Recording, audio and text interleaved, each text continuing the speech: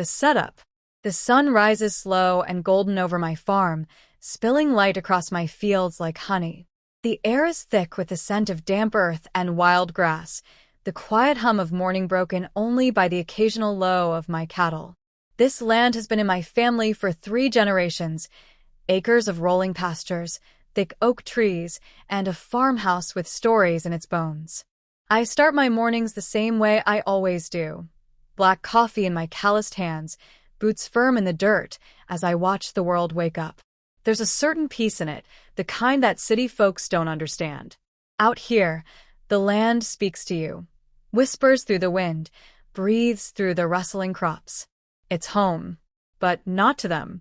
The HOA neighborhood sits just beyond my fence line, a collection of pristine houses with uniform lawns and identical mailboxes. A recent development, filled with people who love the idea of country life, but don't respect it. They sip organic lattes on patios while filing noise complaints about my roosters. They host wine tastings while demanding I do something about the smell of my cows. They moved out here for space, and now they want to control mine. I keep to myself. Always have. But lately I've noticed something strange. Footprints in the dirt where they don't belong. A soda can tucked between the fence posts. Once, I even found a folding chair, one of those flimsy aluminum things, left abandoned near the creek that runs through my property. I let it slide. Maybe someone wandered too far on a nature walk. Maybe some teenagers got lost. I don't want trouble. But then, last week, I spotted them. 3 women, dressed in bright yoga pants and oversized sunglasses, strolling along my fence line like they own the place. One of them, a blonde with the kind of haircut that screams demands to speak to the manager, actually stepped over the fence and onto my land. Just waltzed right in, pointing at the creek like she was scouting a location for her next Instagram post. I called out. My voice carried deep, firm. This is private property. She barely glanced at me, didn't even have the decency to look embarrassed. Instead, she cupped a manicured hand over her eyes, squinting like I was some kind of nuisance blocking her view. "Oh, we're just looking around," she said, like that made it okay. I took a step forward, arms crossed. "Looking around where you don't belong." She laughed. "Oh, don't be so dramatic. It's just land. Just land." I should have made her leave right then. But something about the way she dismissed me, like I was an inconvenience instead of a landowner, made me pause. A feeling settled deep in my gut, something telling me this wasn't the last time I'd see her. And I was right. Because a week later, I woke up to find my pasture full of people. Folding tables, picnic blankets, coolers overflowing with drinks. And in the middle of it all, Karen, sipping a mimosa like she'd personally invited every last one of them to my farm. The disruption. At first, I think I'm seeing things. I stand at the edge of my porch, coffee cup frozen halfway to my lips, staring at the ridiculous scene unfolding in my pasture. A dozen people, maybe more, lounging on my land like it's some country club picnic. They've dragged out foldable chairs, wicker baskets, even a Bluetooth speaker that's pumping out soft jazz like this is a brunch event instead of trespassing. And there, in the center of it all, is her. Karen. She's perched on a fancy lawn chair, mimosa in hand, a wide-brimmed sun hat tilted just so. She's laughing, loud, carefree, as if she isn't sitting in a field that doesn't belong to her. A field I work for. My grip tightens around the coffee mug. I scan the crowd, noting details. The picnic-goers are all dressed the same, polished, pastel, the kind of people who pay extra for rustic aesthetics but wouldn't last a day doing real labor. I recognize a few from the HOA neighborhood, their faces familiar from a distance. These are the folks who complain about my cows being too loud but will gladly use my land for their entertainment. I take a slow breath. Stay calm. Maybe there's an explanation. But the longer I watch, the more obvious it becomes. There isn't one. A man in khakis and boat shoes cracks open a beer, tossing the bottle cap directly into my grass. Another woman, sporting oversized sunglasses, lets her fluffy little designer dog off its leash. The thing scurries toward my fence, barking frantically at my cattle. One of the bulls snorts, pawing the dirt. I set my coffee down. I know what's happening here. I've seen it before, just in different forms. It's the way the HOA board dismisses my complaints about their noise, but sends me letters if my fence is a shade too worn. It's the way they clutch their purses when I walk into their neighborhood store, but smile at me when they need help jump-starting their car. And now it's this. They think this land is theirs. They think I work for them. That I'm just the friendly local farmer they can use for their aesthetic, good for a hayride in the fall, a quaint backdrop in the spring. I step off the porch, my boots sinking into the damp earth. A few heads turn as I approach, but most of them keep chatting, sipping their drinks, completely oblivious to the growing storm in my chest. Then, finally, Karen sees me. She takes another slow sip of her mimosa, unbothered.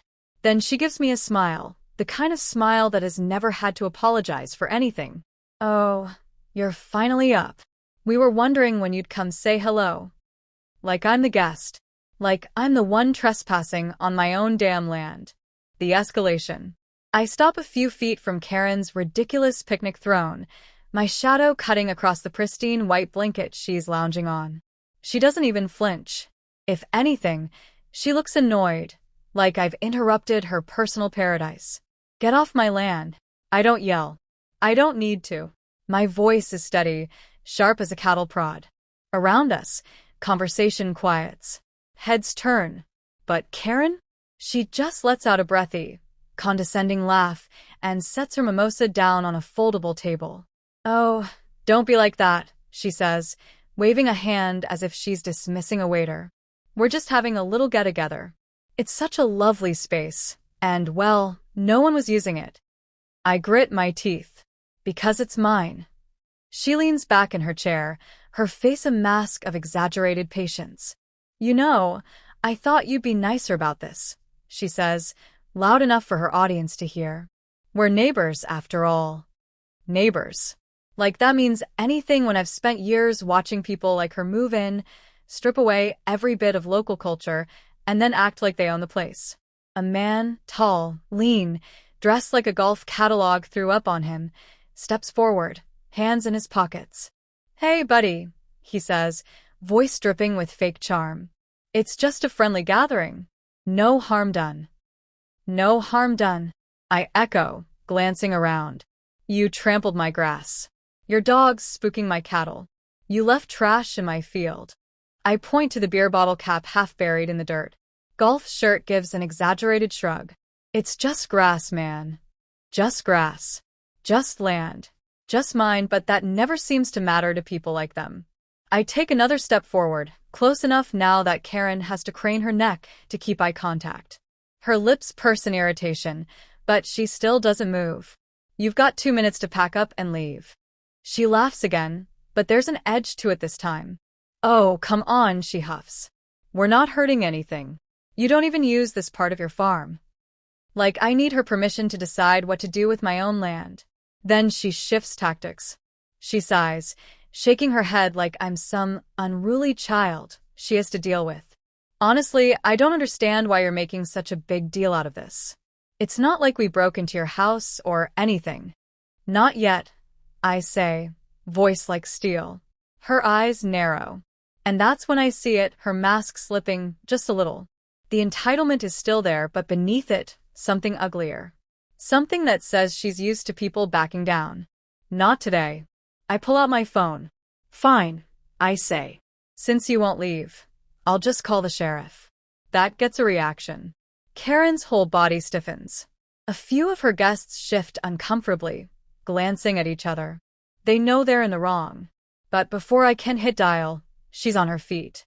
"Oh my God," she groans, rolling her eyes like I'm the unreasonable one. Then, in a voice designed for an audience, "I can't believe you'd actually call the cops on your own neighbors over a little picnic. That's so aggressive." Aggressive. The word lands heavy, sour in my gut. I know what she's doing. She wants to flip the narrative. Wants to make me look like the problem. A threat. It's the same tactic people like her always use when someone like me doesn't fall in line. I grip my phone tighter. "You're trespassing. I have every right to call the cops." She exhales sharply, then tilts her head, her tones suddenly syrupy sweet. You sure you want to do that? She asks. Because we have connections, too. There it is. The unspoken threat. The we isn't just her and her guests. It's the HOA. It's the local officials she probably rubs elbows with at country club fundraisers. It's the assumption that her word, her complaints, will always carry more weight than mine. I feel the heat in my chest, the tight coil of frustration winding tighter. But I don't let it show. Instead, I lift my phone higher and press record. Karen's face twitches. Oh, don't mind me, I say, my voice just as sweet as hers. I just want to make sure I have everything documented, since you have connections and all. Around us, a few of her guests start packing up, not because they care, but because they don't want to be caught on camera. Karen's jaw tightens. You're being ridiculous. I arch a brow. Then leaving shouldn't be a problem. For a long second, she just stands there, nostrils flaring, hands clenched at her sides. But she knows she's been cornered. She snaps her fingers at her friends. Fine. We were leaving anyway. It's a blatant lie, but I don't care. One by one, they gather their things, grumbling under their breath, shooting me looks like I'm the one ruining their day. But as Karen turns to leave, she pauses, glancing back over her shoulder. This isn't over, she says quietly. And somehow I know she means it. It's 3 days before Karen makes her next move. I should have expected it. The way she left, head held high, voice dripping with entitlement, it was never going to be over. People like her don't like to be challenged. And sure enough, I wake up to trouble. Not the subtle kind this time. Not footprints in the dirt or an abandoned lawn chair. No. This time it's a whole damn event. I hear them before I see them. Laughter. Music. The hum of idle conversation. By the time I step outside, my stomach already tight with anger, I know exactly what I'm going to find. And there she is. Karen. Back in my pasture. But this time, she's not alone. There are at least 30 people spread out across my land. Fancy table setups, full catering trays, even a goddamn bouncy house for the kids. It looks like a full-on garden party, except it's happening on my property. My private property. And at the center of it all, Karen, standing beneath a rented white canopy, sipping a glass of champagne. She sees me coming this time. And she smiles. Not the forced smile from last time, the one she used when she was pretending to be nice. No. This smile is different. It's the smug kind. The I won kind. I don't slow down. I march right up to her, barely keeping my temper in check. What the hell do you think you're doing? Karen sighs, shaking her head like I'm a child throwing a tantrum. Oh, relax, she says. It's just a small fundraiser. A community event. I glance around. Community. I repeat, voice dangerously low. You mean the HOA? She smirks. Well, the people who matter. I clench my fists. I should call the cops. I should go inside and dial the sheriff right now. But I already know how that'll play out. Karen will twist it, spin her story, make it seem like I'm being hostile. No. I need to be smarter than that. So instead, I cross my arms and tilt my head, watching her. So, let me get this straight. I say. You threw an entire event on my land after I told you not to, and you didn't think that might be, I don't know, illegal? Karen's eyes gleam with something sharp and mean. She leans in slightly, lowering her voice, so only I can hear. I spoke to some people, she says, voice dripping with condescension. Turns out your property line isn't as clear as you think it is. My jaw tightens. I did a little research, she continues, sipping her champagne. The HOA actually has some claim to the shared land surrounding the development. And since your property touches that shared land, she shrugs, all mock innocence. It's a bit of a gray area, don't you think? I don't blink. I knew she'd try something. But I didn't think she'd be this bold. She thinks she's won. Thinks she's outmaneuvered me. She doesn't realize I've been planning, too. Slowly, I pull my phone from my pocket and tap the screen. The speakers crackle to life. And suddenly, Her own voice echoes across the pasture. Oh, don't be so dramatic. It's just land. Karen stiffens. I let the recording play. It's from the last time she was here, the moment she dismissed my ownership like it meant nothing. Honestly, I don't understand why you're making such a big deal out of this. We were leaving anyway. The murmurs start immediately. Some of her guests frown. Others shift uncomfortably. The smart ones start packing up. Karen's smile falters. I recorded everything, I say, slipping my phone back into my pocket. And I sent copies to my lawyer. And the sheriff. And, I add, letting my voice carry, to a few folks at the county zoning office. Just to clarify exactly where my property line is. The color drains from her face. I take a slow step forward, lowering my voice just for her. You want to talk about legal gray areas? I ask. How do you think the HOA is going to feel when they find out you used their name to trespass? Her fingers tighten around her champagne flute. I lean in slightly. I bet they won't like it much. The panic in her eyes is delicious. She opens her mouth, probably to argue, to lie, to twist things again, but I don't give her the chance. Get off my land, I say, calm and clear. Now. And this time she does. For the first time since this whole mess started, Karen looks rattled. She stands there, frozen, gripping her champagne flute like a lifeline, her face a tight mask of disbelief. Around us, the mood has shifted. The murmurs grow louder. People exchange looks, inching away from her. A few start discreetly gathering their things. She can feel it, the controls slipping, the tide turning. But Karen doesn't go down without a fight. She straightens her spine, lifts her chin, and forces a scoff.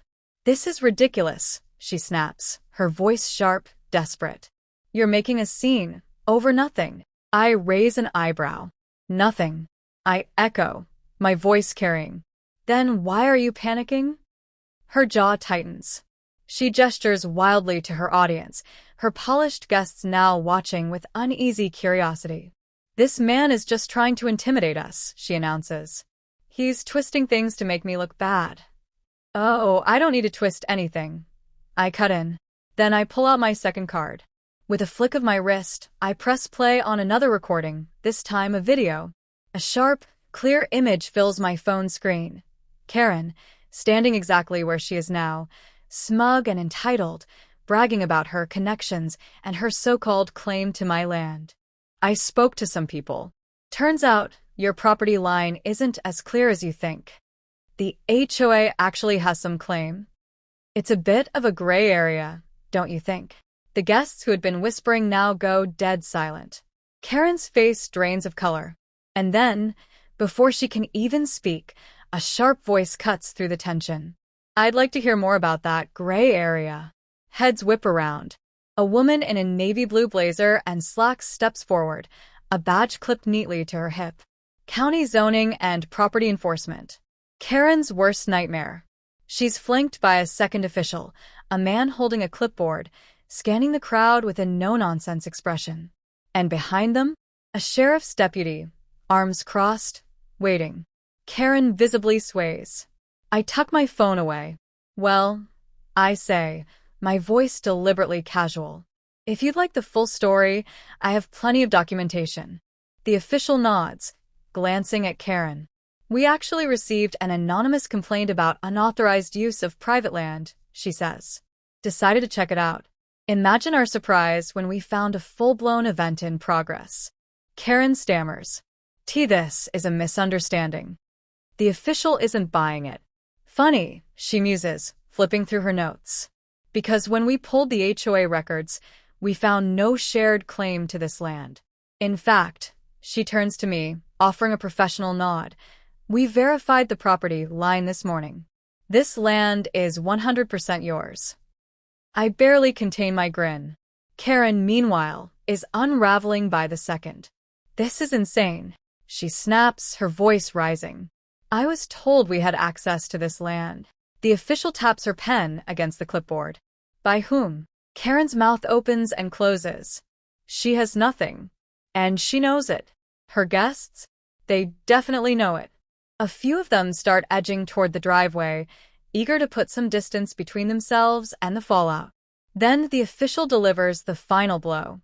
"Regardless of what you thought," she says, "trespassing on private property, especially for a large, unauthorized event, is a violation. We'll be documenting this incident for legal review. The property owner," she nods at me, "is within his rights to pursue legal action, including damages." Karen blanches. Damages. I fold my arms. "You littered on my land. Your people trampled my pasture. Your dog harassed my cattle. You think that's free?" Panic flickers across her face. "Come on," she says, forcing a brittle laugh. "You don't actually want to take this to court." I smile. "I do." She sucks in a breath. And then desperation takes over. "You can't seriously believe him over me," she blurts, turning to the official. "This is my community." The sheriff steps forward. "Ma'am," he says firmly, "you need to leave." Karen whips around, as if just now realizing he's there. "But you need to leave." There's no more room for argument. No more ground to stand on. Her hands curl into fists. Her breath comes fast and uneven. And then, finally, she breaks. With a choked scoff, she turns on her heel, nearly knocking over a table as she storms away. Her guests scramble to follow, the whole exclusive crowd suddenly looking a lot less glamorous and a whole lot more guilty. And just like that, Karen's grand event dissolves into a hasty retreat. I watch her go, arms still folded, feeling something settle deep in my chest. Not just satisfaction. Justice. As the last of the trespassers disappear down the road, the official turns back to me. "We'll follow up with the necessary paperwork," she says. "If you decide to press charges, let us know." I nod. "Oh, I will." The sheriff tips his hat. "Call if you have any more trouble." And then, just like that, it's over. Karen lost. And this time, she knows it. It takes less than a week for Karen's world to crumble. I don't even have to do anything. Once the truth is out, the consequences come for her all on their own. First, the HOA turns on her. The board, desperate to distance themselves, releases a formal statement condemning her actions. Ms. Aldridge acted independently and without HOA approval. They make it clear she never had any authority to use my land. And now, thanks to her stunt, the entire HOA is under legal review. Then, the county slaps her with fines. Unauthorized use of private property. Trespassing. Illegal event hosting. The violations rack up fast, and from what I hear, they don't come cheap. But the real blow? Her reputation. It spreads like wildfire. Neighbors whisper. Friends drop away. The same people who once flocked to her side now act like they barely know her. And the best part? I don't have to lift a damn finger. I'm sitting on my porch, coffee in hand, when I spot the for sale sign going up in her yard. I take a slow sip, letting the moment sink in. Karen Aldridge, queen of the HOA, master of suburban entitlement, is leaving.